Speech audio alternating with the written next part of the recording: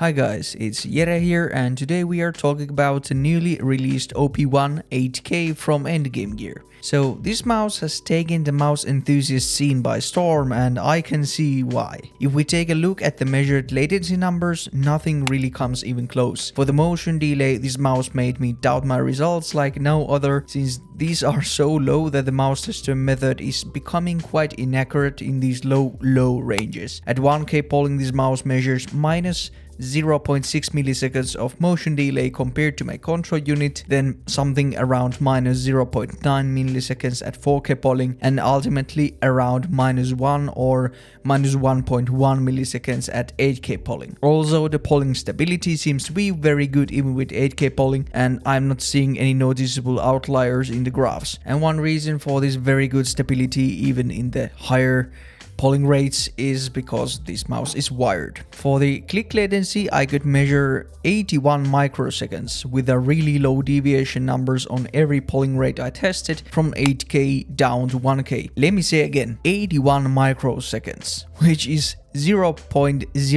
milliseconds. So really impressive stuff here. And what if I told you that it can go even faster than that? So the mouse is using these Kailh GX switches that allow you to basically change the contact point where the switch registers the clicks. Let me draw you a picture to clarify. So here is the traditional micro switch and here is your finger. Inside the micro switch there are two contact points and a metallic leaf that moves when you press the switch. Normally the switch gets its switch signal from the point it moves to this second contact point, but with the Kailh GX switches you can actually change that the mouse will get its switch signal when it leaves this point rather than when it arrives to this point.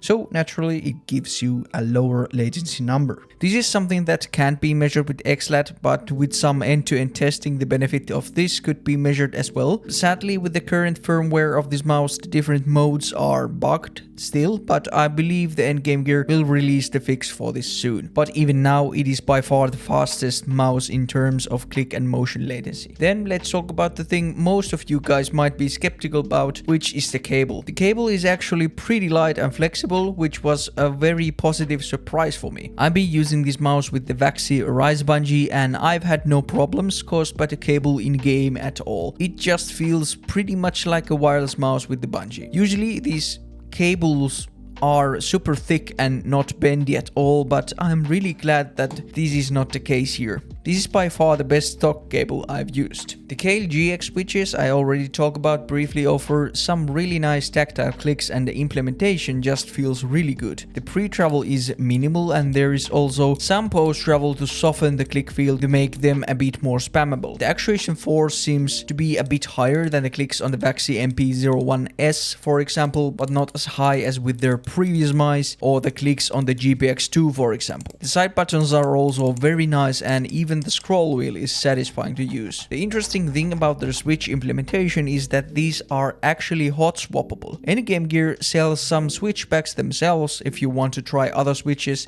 with this, but I didn't buy them because I'm honestly very happy with these Kailh GX switches and the technical benefits they offer in the future. But to change the switches, all you need to do is open the mouse, unplug some connectors and screw out the switches and put some new ones in. Pretty easy I'd say, and even easier because the folks at Endgame Gear made the stock skates have holes for the screws. So yeah, you don't actually need to remove the skates to access the switches, which is huge if you like to fiddle with switches. The driver software for this mouse is also something I really appreciate. It is just straight to the point, grey box with all the things you need. And if you are interested, here are my settings.